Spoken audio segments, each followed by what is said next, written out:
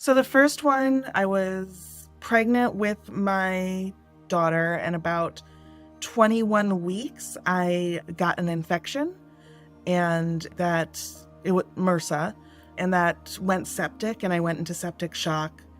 They had to do an emergency DNC on me, and during the emergency DNC, I flatlined. And at that time, from what I remember of what happened before my near-death experience, I was taken to the operating room, and I remember screaming, but I couldn't have been screaming because at that point, the infection was in my lungs, so I couldn't breathe without assistance. So I remember screaming at the doctors because they were moving me around, right? They were moving me from one table to another. And I remember watching them and screaming at them to not move my body. And then they obviously didn't hear what I was saying.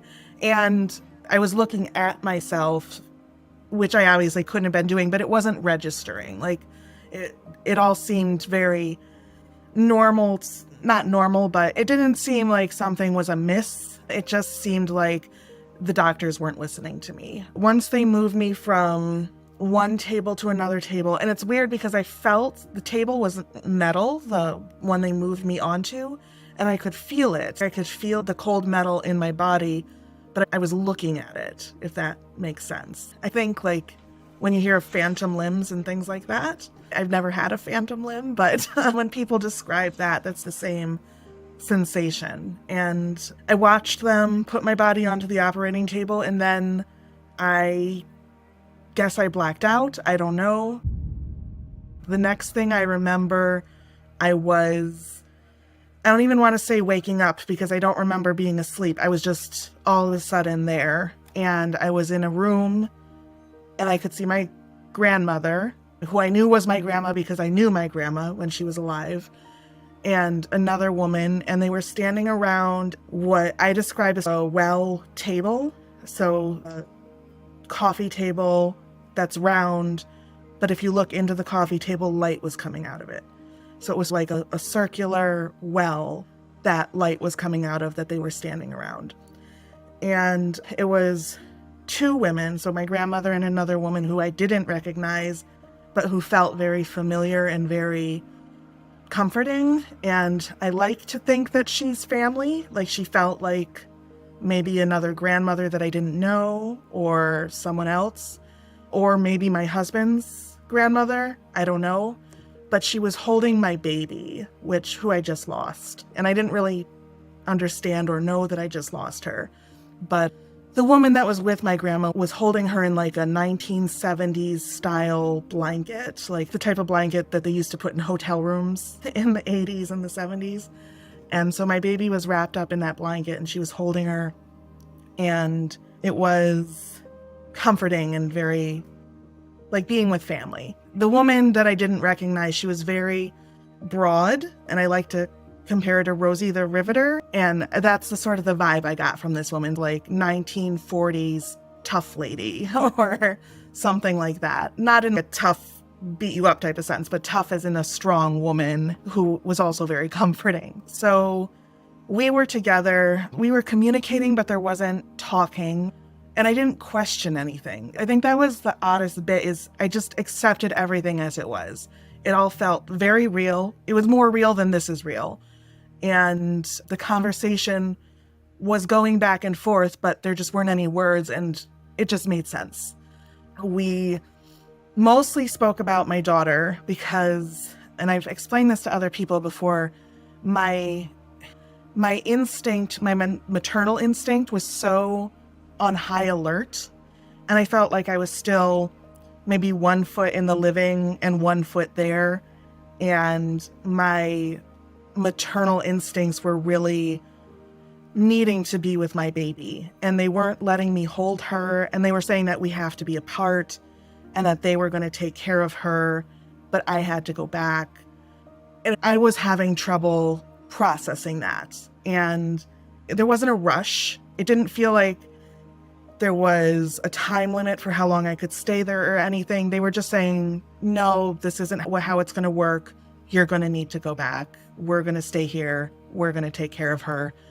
And it felt like I was there for a really long time, and I wasn't taken away from them until I could be, if that makes sense. So we were there for a long time. It was really beautiful. It was really comforting, and it was almost like waves or pulsations of comfort.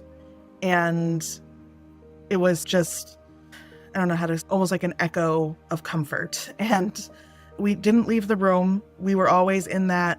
And it wasn't really a room because there wasn't a ceiling. Like, it was more like a cave with a well in it. And it's just where we were. And we didn't leave that place until I was taken away. But we were just there together, being with my daughter, not allowed to hold her, but being with her, being told that it was going to be okay and they were going to watch her, and that I needed to move forward. And I wasn't given a why I needed to go forward. I wasn't given a why I couldn't stay there. It was just, this isn't what you're doing right now. So what happened was, when it was time to go, another person, he didn't feel human. I don't know what he was.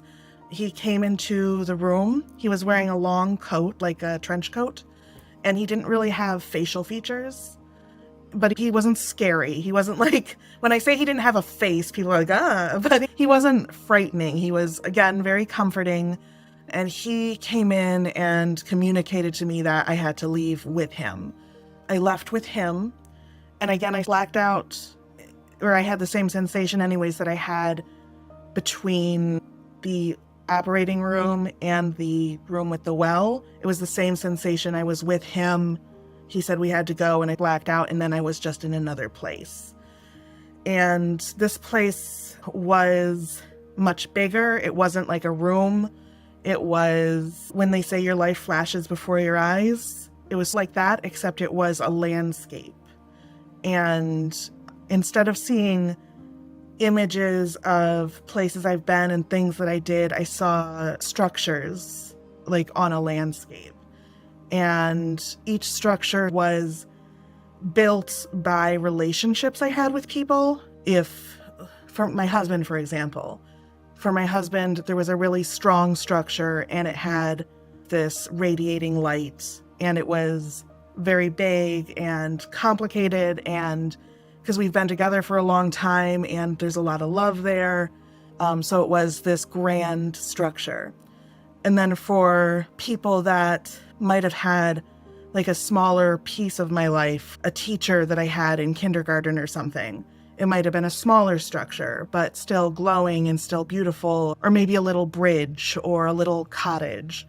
And then people that I've been cruel to or were cruel to me, there was like dark, crumbling, not radiating structures. So it was like a landscape of these magic Legos that some were glowing, some were dark, some were grand, some were little, just little bridges, like anything you would see, but made out of these blocks. And every one of them we sort of looked at and explored. And again, time didn't really seem to matter. And each one of them introduced me to the relationship I built and the connection I made in life and how that's reflecting on the other side. So this is what you did with your life. Here it is visually. This is what your life looks like in the grand scheme of things. And the things that I did in my life that mattered were just connections I made with other conscious things. It wasn't a degree that I got or a job that I got or a place that I visited. It was all people connections. There might have been some animals in there, I can't remember. But from what I understand, it was human connections that I made in life, and how my behavior and my effort and interactions positively affected those people, and how their interactions positively or negatively affected me, and how that sort of reflected on the other side. So we just explored that and explored those different types of structures for, again, like a long time, even though it didn't feel long. And every time I mention time, whether it's in the room with the well or here, It's more we did a lot than it took a long time. So we went through all those structures and we accomplished a lot of things, but the idea of it taking a long time wasn't really a thing, if that makes sense.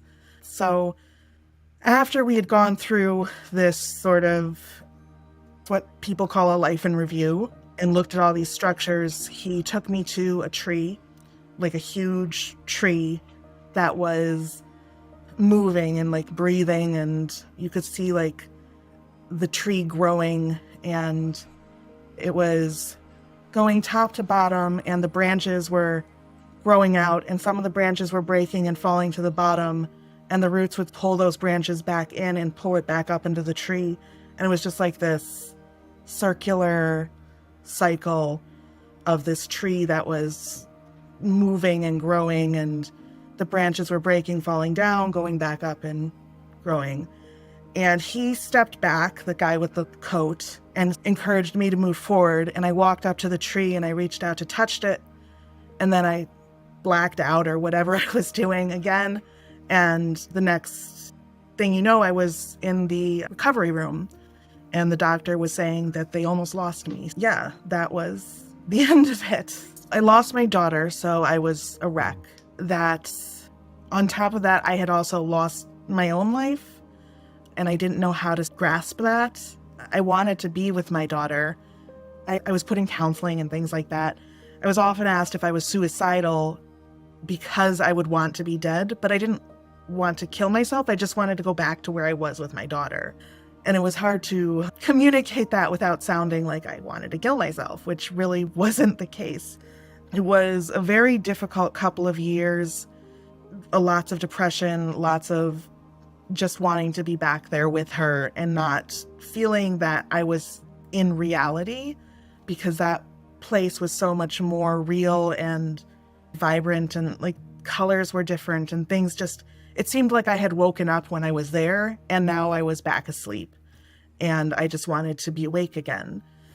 I ended up having 2 more children, which have made my life obviously completely more worth living and made me understand why I needed to come back, because if I hadn't come back, they wouldn't exist. And they're such an important part of who I am. And I'm sure they'll affect the world in a way that will change other people's lives too. But until I had my son, I really struggled with sort of day to day and finding meaning in like mundane things throughout life. But it's hard. I don't know if that's because I had a near-death experience or because I lost my daughter. Like it was other people I've spoken to that have had near-death experiences come back and feel sometimes they have a renewed sense of life and they try all sorts of different new things and go places and meet people. Others have depression too, but I definitely feel like if I hadn't lost my daughter, it might have been a different story. I might have not gone into as deep of a depression. I don't blame the near-death experience for the depression. I blame more that I lost my daughter.